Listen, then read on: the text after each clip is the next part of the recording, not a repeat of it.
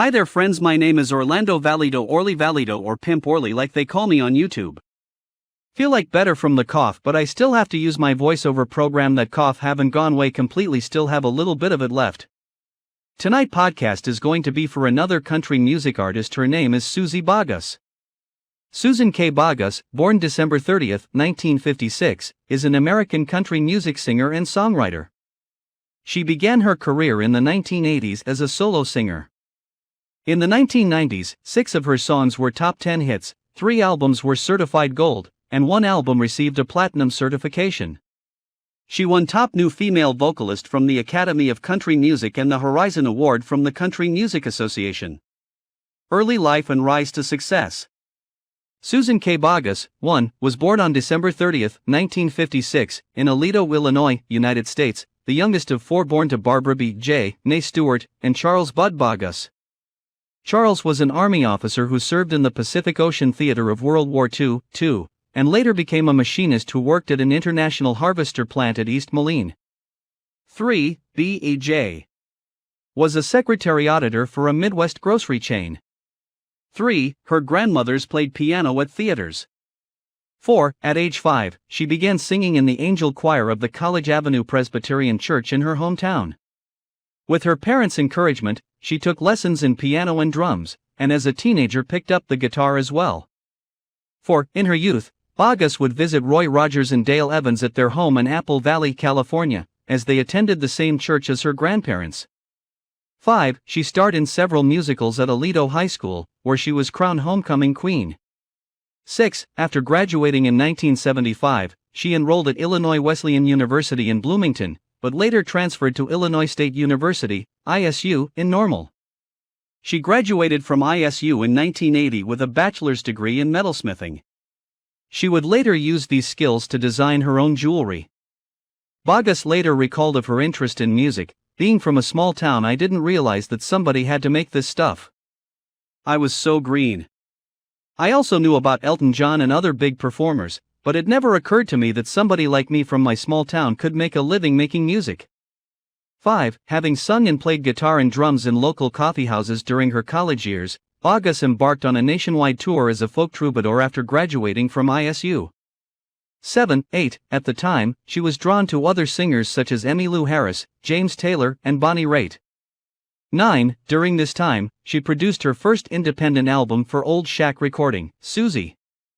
The LP was available for purchase at her shows and is now a rare collector's item. In 1984, while touring at the Huntley Lodge Resort in Montana, Bogguss discovered that she spent most of her money on clothes for her later shows. She also realized that she had no health insurance, very little car insurance, and low chances of performing further, and there were no talent scouts. 3. 7. After moving to Nashville, Tennessee, in 1985, 3, 7, 8, Bogguss began working at the local Tony Roma's restaurant on her first day there. 10. While there, she performed a 3-day audition for entertainer Dolly Parton at Silver Dollar City, a theme park which would eventually become Dollywood. 10. The following year, she became the first featured female performer at the park, playing 4 solo shows at the park's train station and appearing in the Jamboree show. On performing at the train station, Bogguss later recalled that, "I kept thinking, I'm going to get black lung disease from the coal train in Dollywood." 10. Bogguss said that performing at the park was the first situation where I knew that every time I introduced a song by a country artist, they knew who the artist's mom was, who his or her brothers and sisters were, and who he or she was married to. 11. These performances prompted her to make a self-produced demo recording at a studio owned by folk singer Wendy Waldman, who would eventually become Bogguss's first producer. 11. Bogguss made several copies and sold them while performing in Dollywood. 11. At the time, she recorded a demo of "Hopeless Romantic," a song written by Doug Crider that would become part of her debut studio album. Crider and Bogguss met each other, 12, and eventually married in November 1986. 8. The demo soon caught the attention of Capitol Records president Jim Fogelsong, who offered her a recording contract on the Liberty/Capitol Nashville label. Liberty/Capitol recording career. In 1987, Bogguss released her first 3 singles for Capitol, a cover of the Ink Spots' 1941 song "I Don't Want to Set the World on Fire," "Love Will Never Slip Away," and "Come As You Were." 2 of these singles succeeded in making the lower reaches of the Billboard country music charts. Her debut studio album for Capitol, Somewhere Between, was released in March 1989. Somewhere Between, with its blend of traditional and contemporary styles, drew positive reviews from critics. The album's second single, Cross My Broken Heart, became a top 20 hit on the country music charts. The same year, Bogguss won the award for Top New Female Vocalist by the Academy of Country Music. 13. For her second album, Moment of Truth, production tasks were taken over by new label head and Nashville producer Jimmy Bowen, who moved Bogguss's sound in a more polished direction. However, the album's two singles failed to rise beyond the lower reaches of the Billboard charts. A duet she recorded with Lee Greenwood, Hopelessly Yours, went to No. 12 on the country singles chart and received a Grammy Award nomination for Best Country Vocal Collaboration. Citation needed. In 1991, Bogguss released her third studio album, The Platinum-Selling Aces. The LP yielded 4 hit singles, Someday Soon, Outbound Plane, Aces, and Letting Go, the latter 3 reaching the country top 10. At the 1992 Country Music Association Awards, Bogguss won the Horizon Award. 14. In September of that year, Bogguss began designing women's leather apparel. The apparel was sold in stores on the West Coast. 12. Her 1992 follow-up, Voices in the Wind, earned Bogguss her second straight gold record. The album's first single, a cover of the 1988 song Drive South by John Hyatt, missed the No. 1 spot but gave Bogguss the highest charting hit of her career to date. Her streak continued the following year with another gold record, Something Up My Sleeve, giving her 2 additional top 5 hits in Just Like the Weather and Hey Cinderella. The latter, which she co-wrote with Matraka Berg and Gary Harrison, has gone on to become one of Bogguss's signature songs. In May 1993, Bogguss appeared on the CBS television special The Women of Country. 15. Eventually, Bogguss became the sole producer of her sixth studio album, Simpatico. The album consisted of duets with longtime friend and guitarist Chet Atkins. The album was released in 1994, and though it was generally well reviewed, its only single, One More for the Road, did not chart. That same year, Bogguss's greatest hits album was released and went gold.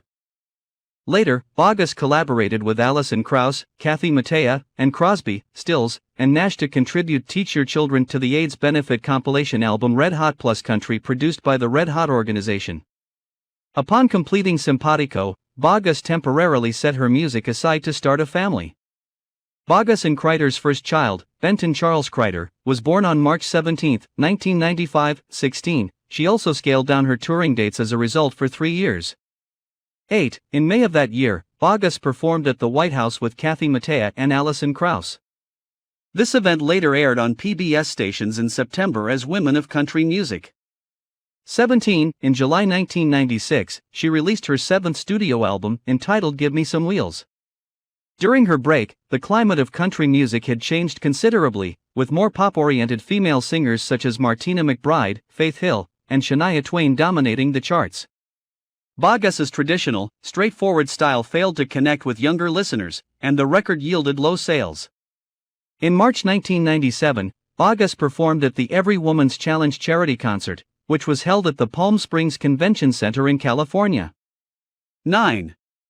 After her next album, 1998's Nobody Love, Nobody Gets Hurt, also proved unsuccessful, Bogguss was dropped from Capitol. On February 18, 1999, Bogguss issued the following statement. I had a great tenure with Capitol, during which I weathered a lot of changes in both personnel and philosophy. From Jim Fogelsong to Pat Quigley and everyone in between, I appreciate having been a part of the Capitol family.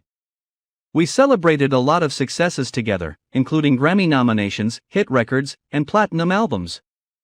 I have a number of projects on my plate right now. This gives me the freedom to pursue those opportunities. Indie label recording career. Following her departure from Capitol, Bogguss signed with Nashville-based fledgling label Platinum Records, headed by former Capitol executive George Collier.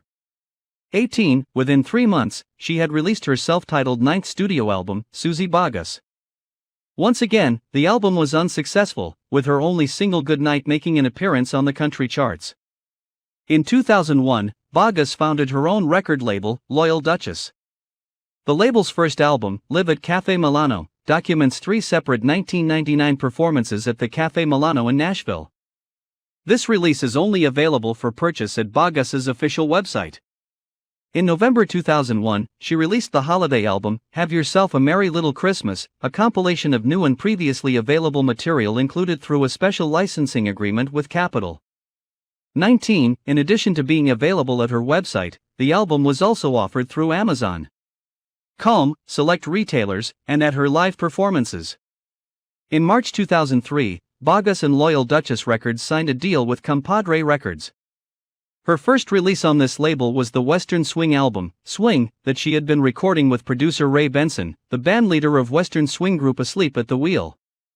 Although the album saw only lukewarm sales, it reached No. 6 on the jazz album charts, but failed to appear on the Billboard 200. It was well received by critics. Bogguss' next album, Sweet Danger, was released in 2007. 20. The album peaked at No. 4 on the jazz charts. In July 2011, Bogguss released her 12th studio album, American Folk Songbook. The album consisted of renditions of several American folk songs, such as Red River Valley. 21. In addition to the CD, Bogguss and husband Doug Kreider also produced a companion hardcover songbook that included lyrics, sheet music, and a short history of each song. A paperback version of the songbook became available in 2015. In February 2014, Bogguss released Lucky, a collection of songs written by Merle Haggard. 22. To partially fund the promotion of the album, she created a very successful Kickstarter crowdfunding campaign which raised over $75,000 with the participation of nearly 1,000 contributors. 23. The album was promoted through the Americana format and was well received. During the summer of 2016, Bogguss conducted a celebration via her Suzy Bogguss Music Facebook page of the 25th anniversary of the release of her platinum-selling Aces album in 1991. Aces also was her breakout album which brought her serious attention on country radio and secured her future on Capitol Nashville for several more albums. On August 18, 2016, the actual 25th anniversary of the release of the original Aces album, she released a new reimagined and re-recorded version of the album entitled Aces Redux. A release party and concert was held that night at the Third and Lindsley venue in Nashville. Aces Redux was recorded with the help of a number of the musicians that have toured with Bogguss over the years and included background vocals by friends Beth Nielsen Chapman and Kim Carnes along with several others. The album takes a more acoustic and simpler production tack than the original, which also reflects her more recent touring approach as a trio with Charlie Chadwick on stand-up bass and Craig Smith on lead guitar.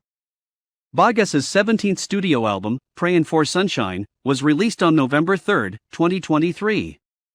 It marks the first time she is credited as a writer of all songs on one of her albums. Music Row said the album captures the unvarnished essence of Southern storytelling and the authentic roots of Americana music.